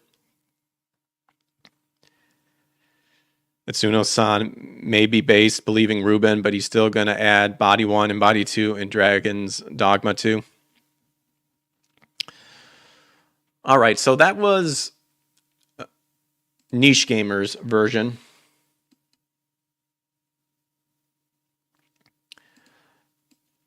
of covering Reuben's space, X space. So now we'll do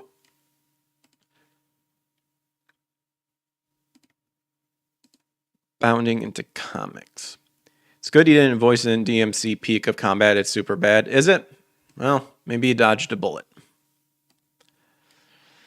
Maybe he dodged that old bullet. So Capcom, excuse me, Capcom. I need water. I haven't. Oh, I have some. I thought I didn't have some water.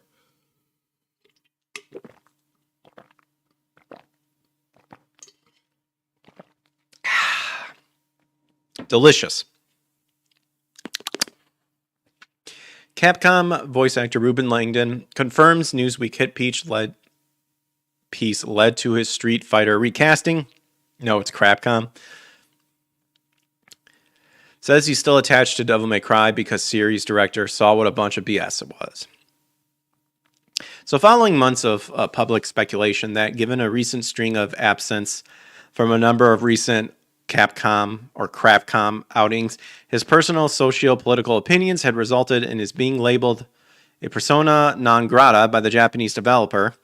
Voice actor Reuben Langdon had clarified that while a misinterpretation of his words had indeed resulted in his expulsion. I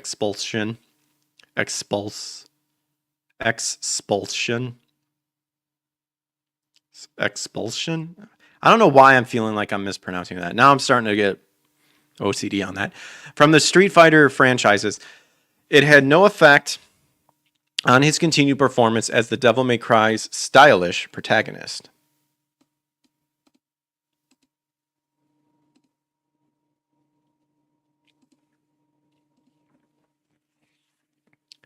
Waba.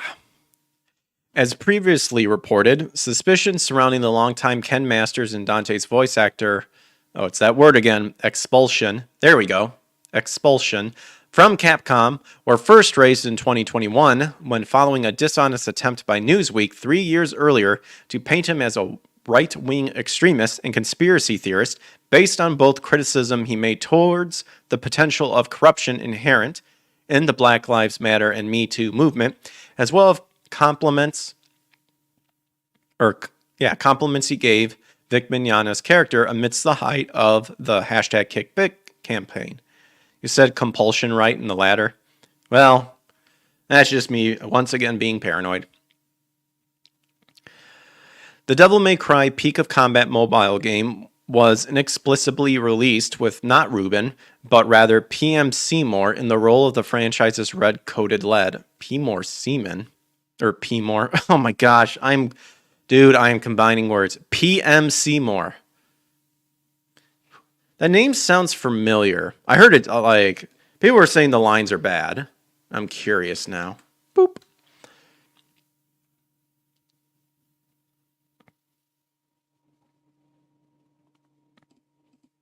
Here, behind a voice actor. What has he done? It's got to be late for you. It's got to be me in my mind running.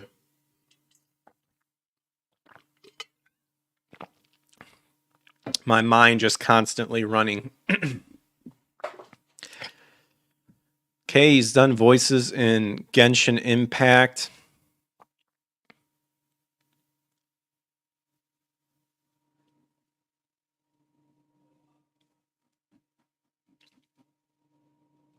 PMC man.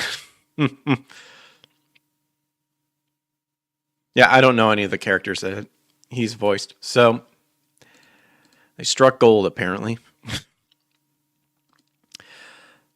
Fan fears towards the voice actor's firing were then further compounded when in 2022 it was announced, likewise without explanation, that rather than Reuben, the series' Red Geed Shotokan practitioner in the then upcoming Street Fighter VI, would instead be brought to life by David Mantranga, or Mantrana, if it's like Vic Mignogna. Mantrana. Shoto Todoroki in My Hero Academia. And unfortunately, for those seeking clarification on the matter, the next few years would see their questions left unanswered, as rather than publicly comment on the Capcom career, Reuben chose to maintain radio silence and instead shift his attentions to raising awareness on such topics as UFO disclosure, U.S. government authoritarianism, such as their campaign to force the COVID vaccinations. We're still on YouTube, but so don't be gay about it, and social media censorship. However, this silence would eventually be broken on February 19th when, thanks to organization efforts provided by video game-centric YouTuber Mikael Casanova, streamer and ESTV minority owner Tenryo The Light, Twitch streamers Boomer, Tiro, and Captain Dave Beard. Yep, I saw all these guys while I was listening. And the Twitter user, the one Otaku one. Langdon hosted a Twitter space discussion with the intention of setting the record straight regarding his future as either of the developers' iconic red-themed heroes. Beginning on the topic of Street Fighter, the voice actor unfortunately confirmed to listeners that not only was his dropping from the role of Ken permanent, bullshit, but that it had in fact been directly caused by the aforementioned Newsweek hit piece. But if another company says it's not true and they're keeping with them,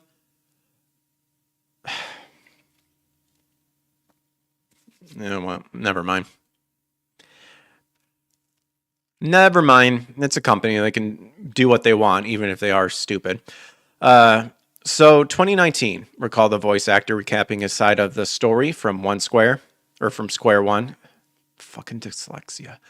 I'm back in Japan and I did an interview from some guys out of Florida, YouTuber Toy Bounder Hunters, Hero Hay, and Yellow Flash, the details of which can be found in our previous coverage there. I didn't even know them very well or what their background was. They just asked me if I could come on and do an interview for Devil May Cry 5 since either it just came out or it was just coming out. Crapcom has always been bad. In that interview, they brought up the whole fiasco with Vic Mignogna, and because I had worked with Vic, they were sort of asking my opinion. And he detailed, I had no idea, I didn't know what kind of trouble Vic was in, and I didn't know what was going on there. They had asked me some questions about my experience working with him, and I just told them, hey, as far as I know, Vic's been a stand-up guy. He's been a man of his word to me. I can't say him otherwise. And as far as I've seen him navigate things with women and that kind of thing, of course, he seemed like a ladies' man, but it never seemed like it went much farther than that. Then you hear all this stuff, and I'm like, I can't comment on that, he said. So then I started talking about other stuff like the Me Too movement and Black Lives Matters and how those groups start off as a good thing, but oftentimes they get hijacked. Well, this was, and when Reuben was on my show, we talked a little about this. I disagreed with him. I said, nope. I said, The concept may be a well thought out concept, but it was created for nefarious things. And we agree to disagree upon that sort of thing, especially when it was later revealed that the black, yep, it even says here, and he even talks about it. Now, at that time, I guess it was still a little too early to say that, because now we know, look at the leaders of Black Lives Matter and what they've done with the money and all that stuff we know with the Me Too movement and all. So he continued, Newsweek calls me and says, hey, we want to do an interview with you in regarding your comments that you did in that podcast. And I said, sure, absolutely. This was all done by email, and I have the records. I have the receipts, and I said, sure. Nice. Yeah, a good thing that he kept the receipts. This was all done by email, and I just read that. And I said, sure, I'd be happy to do an interview and talk about what I said about Me Too and Black Lives Matter and clarify that if you wish, said the voice actor. However, when it comes to the Vic situation, I just threw that in there because I was leading up to it, even though it just comes to Vic. I'm not going to comment because I don't know the situation and it's not my place to say anything. Then this Newsweek article by that writer, no idea who it was, came out and was basically taking things that I said in the interview out of context. So we kind of heard the same thing that Niche Gamer talked about. Deep breaths, Greg.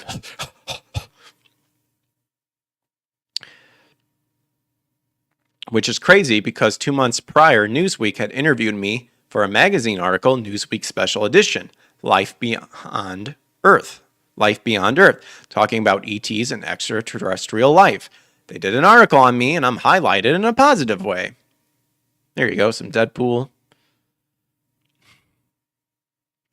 So this other guy from Newsweek puts out this totally fake news article. He then opined, I was telling my wife about how fake news is a real thing and how even mainstream media goes in and does hit pieces on other whistleblowers.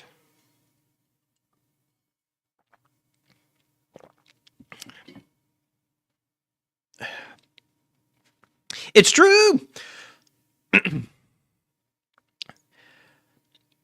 This is the conspiracy theory stuff before my situation, and she was with me, but not really. And then this whole thing came out, and she was witness to everything that happened. So some people wrote Capcom. So he's kind of repeating. Yeah, we read this before. Yeah, so it's pretty much a typed out version of his explanation that we read over in Niche Gaming. So basically, yeah. So skipping down a little bit when he was talking about Ono-san, going crazy and not looking into it. So basically, all that happened, he continued. Years later, COVID hits. And then, yes, I'm very vocal about the jab, about the forced vaccinations, which is a breaking of a Nuremberg Code from World War II to force inject anyone with anything without their consent. We already learned this lesson. And just to see this industry, my industry, the entertainment particularly, take that stance broke my heart. And I was like, I don't want any part of this. Yeah, that was a sad thing. Eric talked about that a little bit too. So he assured fans that while he may no longer be gracing their speakers during the occasional round of Street Fighters, neither the Newsweek hit piece nor his personal opinions had any effect on his continued role as Dante. So as we know, they looked into it. They said everything's fine. Come on in. We want you to be Dante. So then he explains about the Nebula Joy, the budgetary constraints. So here's a little bit more info about the budgetary thing. To this end, Langdon then explained that his absence from Devil May Cry Peak of Combat was not due to his beliefs or views, but rather budgetary constraints on the behalf of its developer, the China-based Nebula Joy. The night before the recording, I got an email from the lady saying, we're so sorry to do this to you, Reuben, but this project has been canceled, he said. And I knew that was sort of, okay, something happened probably with the finances, or they weren't able to afford it, or something along the line. See, he knew. He knew what was up. They literally probably didn't have enough money to finish the game, or at least hire professional voice actors, or whatever, Reuben then stressed. That doesn't mean I was canceled. This doesn't mean Capcom hates me. Because this happened with the 2007, Madhouse produced anime and other projects. It wasn't up to Capcom to cast me. We're talking about budgets. We're talking about outsourcing. He ultimately concluded his story. These are things that Capcom doesn't necessarily, or Itsuno-san doesn't have the power over. The Chinese company, everybody's working within these parameters, and it didn't work out. And just because it didn't work out doesn't mean I was canceled. So as of writing, Capcom has not offered any public comment on Langdon's above claim. So I'm glad that Reuben once again was able to express his concerns and was able to put a nail in the coffin on a lot of stuff. Like I said, I was going to be upset and was a little upset if he was indeed canceled from the game and whatnot. But thankfully it was budget constraints. So thankful that he wasn't canceled, but yet crappy that, they did actually do the game and released it. But it's what happened when you rush it and it's garbage. However, so it didn't talk about something that did get brought up in X Space and was a little disheartening to me. In terms of what Reuben explained about, and nothing against Reuben or anything like that. But I do want to find this specific thing because some people were trying to cause backlash and maybe get a reaction or trying to spin stuff around, and you can just tell by the Twitter handle here, and I just found it. Wait, what happened? Read the comics on the article. What happened? So I got it right here. And this is just something that we kind of talked about before, and there's some things I agree with and disagree with, but this is something that I think wasn't necessary, and you'll find out why here. So let me grab this. Okay. So this weirdo was trying to pretty much throw shade at Reuben. I heard Reuben was a nutcase, but the audacity to comment this on a fellow actress's post, so he went and he looked up past post, where she talks about her experiences with breast cancer and how she was only able to afford it because of her union, then for him to say it's nonsensical compared to blah, blah, blah, blah. So this guy has a thread. So he made a thread, and we can kind of see where he's getting at. So here's Reuben's comment, where was the outrage and strikes when our union broke the law and the freedom of choice by forcing everyone to prove status of his vaccination to work. This nonsense went on up until this past May. Many people lost jobs. You can read it. But the point is this guy is bringing up old stuff to discredit Reuben, to make him look bad. And like I said, this guy has a long thread. I'm not going to pull it up because fuck this guy. Here it is. Here's his continue. This is the thing that I'm going to be talking about. So Reuben responds to him and says, I agree this was not cool and apologized for it. I knee-jerked reacted because of anger at both Big Pharma and the union for the harm caused to so many. In no way did I mean to disrespect Karen, her situation. So this is something that annoyed me. In terms of this comment that Reuben made, Reuben, if you apologized to Karen offline or what have you, and kind of explained to her the situation, and apologize to her offline, explain the situation, and truly didn't mean like any disrespect to her, but he was upset about this thing. That's all you needed to say. Do not apologize to people like this. We have heard Nick say it. We have heard other people say it. These are the cucks in the corner who are looking to be offended, this is what he said to Vic, do not apologize to these people because 1, your apology is never going to be enough. 2, they're going to use it as ammo to hurt you, to try to hurt you more and dangle it over your head. Do not apologize to these weirdos. Do not apologize to them. They do not deserve any sort of apology. They were not there. They do not care about how sincere you are, if you truly were sincere and needing to explain your situation. Don't apologize to these people. They can go fuck themselves. That was it. That was the only thing that really kind of irked me a little bit. Because, again, if we want to go off of scripture, if you have a problem with your fellow brother, you go and talk to that person. You do not need to make it a public spectacle to showcase that you're announcing it to it. This is part of these weirdos' tactics. This is part of the leftist tactics, is that everything needs to be publicly seen and then determined and then judged upon. And they will be the ones to determine if it was sincere enough. And the catch-22 is that it will never be enough. If they do it, there's obviously something happened. It was unfair. It was mistreated. They get the free pass. You know, this is why you don't apologize to these weirdos. Don't apologize to them. If you explained it to Karen offline, say, I already talked to her and we're good. Go fuck yourself. That's what I would say. Don't worry, we'll let him know the next time he appears on your stream. Yeah, I mean, I'd love to get him on the show again and just hang out and nerd out and talk. But this was more of a public service announcement. A reminder, don't apologize to these people. If you need to apologize to people, you do it in private and you do it just to the people involved. No one else is responsible.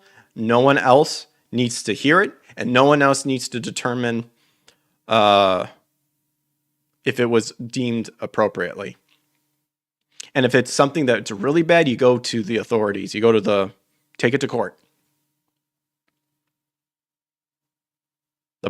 The social public will not help you because it's been hijacked and taken over. Well, that was it. Alrighty. And we're roughly around the 2-hour mark, and I'm actually going to go ahead and dip. So thanks to everyone who hung out. We were on Rumble and YouTube. Make sure to check it out. Make sure to leave a like, subscribe if you're new, and if you enjoyed me doing a terribly awful reading rendition of today's articles, as always, make sure to turn on notifications so you can hear more. I've been game streaming Baldur's Gate, doing a Rumble exclusive with Tomb Raider because I was able to, not able to. I was blessed to be picked for the small content creator program round 2 from Rumble, so I got verified over on Rumble, and then I was doing some stuff with them, and part of it was doing some exclusive streams over there. So super humbled, super blessed. Make sure to check that out.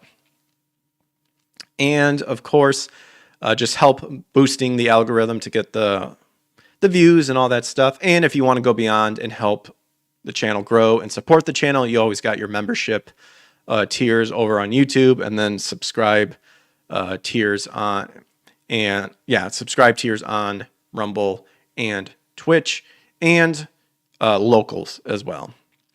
Komanga says, I enjoyed the stream. Thanks, Jack. Of course. Of course. That BIC's fault. But yeah, thanks again, everyone, for hanging out. So I really need to start doing more Power Up podcasts, or I want to. Also, don't miss out. I'm trying to get it done. You take care, dude. Thank you.